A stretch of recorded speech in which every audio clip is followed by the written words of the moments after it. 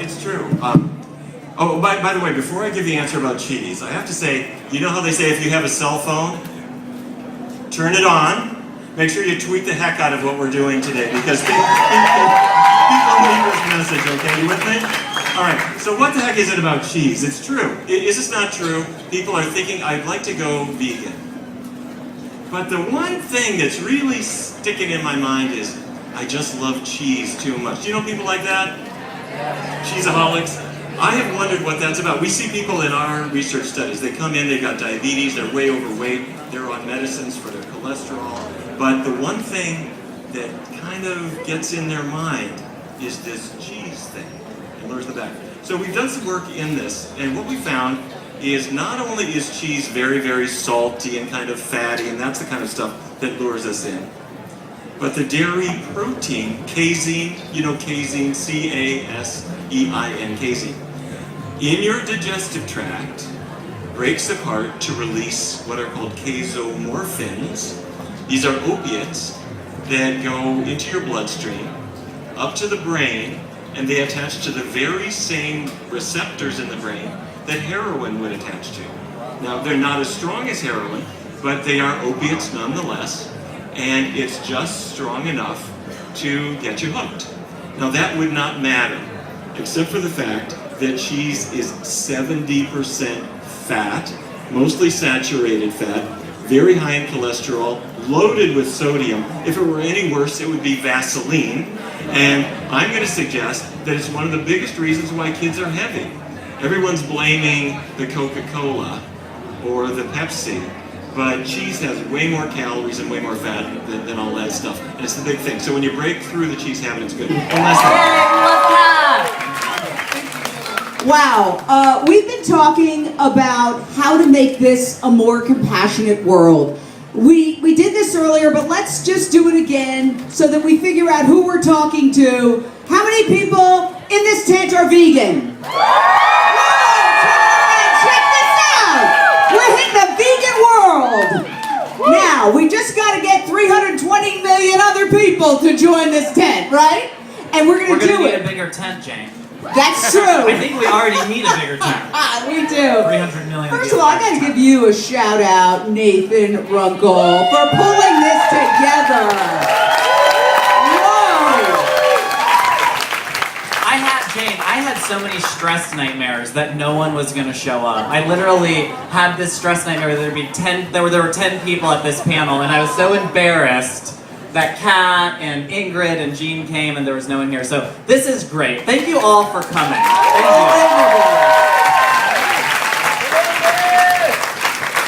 I have a whole bunch of notes, but I'm so verklempt right now because I'm in the presence of my heroes that I've forgotten all my questions. But I think really bad things over the years, and I think it is important for people to see that and to be aware. But the way I've survived really is by focusing on the good things and grabbing on to the good things and trying to build more of those. And I think within everybody there is the potential to do good. And so if somebody says, I don't eat veal, for example, I would love to say, well, you shouldn't eat any animal products, but I will focus on that inclination of compassion, try to build it into small steps that lead up into bigger steps. You know, not all of us are vegan here, and so those who are not vegan, thanks for coming. Thanks for being open and curious about it.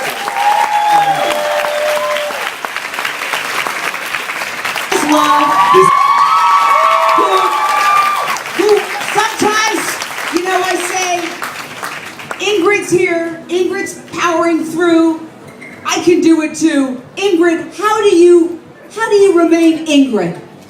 It's a facade.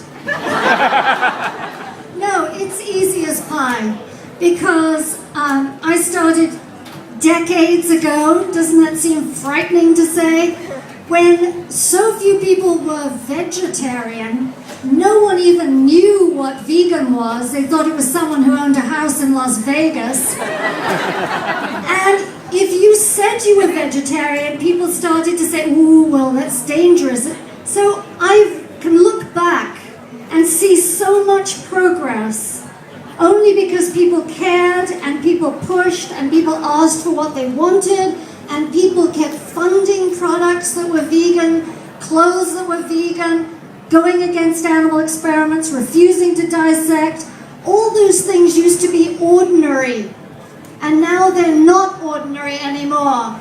So I think looking back is a great thing because it gives you the idea that things do change. Civil rights, women's rights, gay rights, animal rights, it really has changed. And then you look forward and think, and now what I've got to do is keep going. And that's what motivates me to just push on. Consumer issue. If we all refuse to buy products that are made with cruelty, if we all insisted on cruelty-free, then we would end a lot of animal suffering, billions of animals that are suffering year after year in laboratories. And Kat Von D is leading the way globally. Sending a message to all cosmetics makers. Tell us about your line. You're obviously a TV star, LA Inc., but now you've got this glorious line. I asked my girlfriend, I said, have you gone into Kat Von D? She goes, the line's around the block. Tell us about it. Is this thing on? It is, okay. Well, when I first started the makeup line, like almost a decade ago, I wasn't sober, I wasn't a vegan or any of that. And I remember making all these really big life changes, and at first, I think talking about certain things, like especially when it comes to talking about our weaknesses or maybe admitting when we're wrong, that's something that's hard for a lot of people to do. But for me, I found it to be like a really great platform. It's like, give me any excuse to show people that someone like me, who's full of so many imperfections, and that I can make change.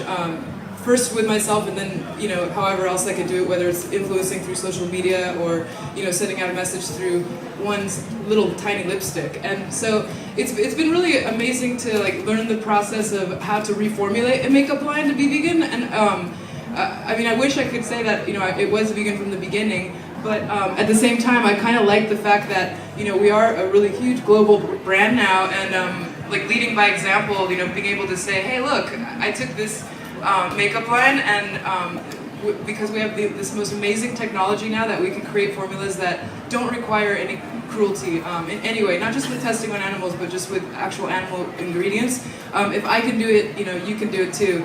And so that to me is actually kind of better to be able to do it that way. And I think there's so many great ways to influence people, but for me, I personally have found that like leading by example is the best, and or most effective, especially when I'm talking to somebody one-on-one. So that's something that I'm actually really proud of. Yeah. It's not a full picture of what the cost is. So it is an absolute root problem that has to be addressed. We have to have the real cost of meat, dairy, and eggs to be reflected for consumers, and then we can even out the marketplace, and I think it's going to make veganism even more accessible.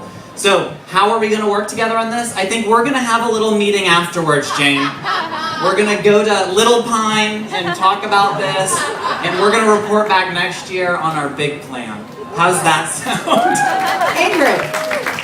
I would tell you that I don't think that you can wait for the government or trust the government to ever change. And the key is everybody here. The key is the grassroots, because nothing that the government does will ever change without the grassroots. And so when we change and we don't think that's enough, we know that we have to change others and bring them along with us. Changing ourselves is never enough. It's a great start, it has to be the start, but then we spread that out in the community. And it doesn't really matter what the subsidies then are for water or land rights or anything else, because no one's going to buy their wretched meat and dairy and wool and everything else. It'll all be over because of people. Thing that you shouldn't put in a human body when I look at skateboard. So how is it you eat on the road? How do you keep up? Well, that's the problem right there. Yeah. That's what you just said, because I've turned down offers from some of those companies for, and Hold on, I got your eviction notice right here. Which, side note too, because you mentioned this, it was just recently we all got together, some pro surfers and skaters and snowboarders, and we're starting this coconut water company. And one guy quit Monster, one guy quit Red Bull, one guy quit Mountain Dew to start this because we all decided that, all these kids are watching them on TV. And a lot of those times on TV, I'll call it out right now, they have this Mountain Dew, should we say this? They have this Mountain Dew cup and it's filled with water.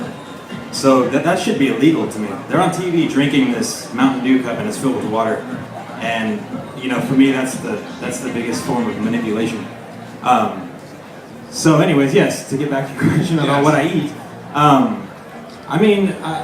The app Happy Cow, you guys have that? That thing saved me across the world. I travel around the world and that thing saves me, but I always have like a bag of seeds and nuts. And I've had it for years, but when I went vegan, before I went vegan, it seems like I wasn't really feeling what it was supposed to do to me, And then when I cleanse myself by being vegan, those seeds and nuts are like my savior. Because we skate all day long, and then actually a fellow pro skater right here, Layden, is here. He's vegan. Awesome. We skate all day long, and we'll go out to dinner, and everyone will be like, "Okay, we're done." And then next thing you know, we'll line up a spot, and then next day do the same thing. Next day have a demo. Next day to be, like you were saying earlier, that sustained energy is so important, and having that diet and really feeling what those, as simple as seeds and nuts, do for you is amazing. Along with the mental energy, like the compassion that, whatever led me to being vegan, like the compassion for animals and the environment and everything else, I felt like I didn't really give myself that, so that taught me how to give myself compassion. And then that led to a balance.